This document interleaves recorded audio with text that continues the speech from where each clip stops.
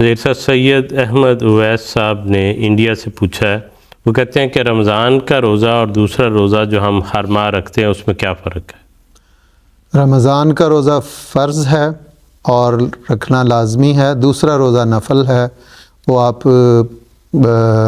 رکھنا چاہیں رکھ لیں، چھوڑنا چاہیں چھوڑ دیں، وہ تو ایک طوعی عبادت ہے اور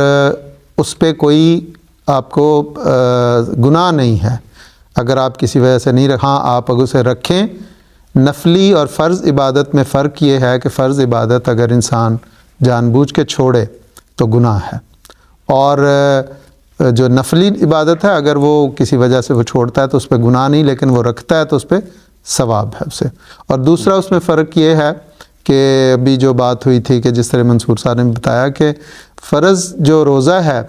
اس کی نیت رات کو اگر آپ نے کر لی ہے اور صبح آپ نہیں اٹھ سکے اور سحری نہیں کھا سکے تو آپ کا وہ روزہ تب ہو جائے گا اگر آپ اس کا طاقت رکھتے ہیں۔ اور نفل روزے میں یہ فرق ہے کہ اگر آپ نے صبح نہیں، رات کو نیت نہیں تھی، صبح آپ اٹھے ہیں جس طرح حضور صلی اللہ علیہ وسلم کا طریق بتایا، تو سورج کے ڈھلنے سے سورج کے کیا اسے کہتے ہیں، ڈھلنا ہی کہتے ہیں نا، دوپہر کا جو ڈھلنے سے پہلے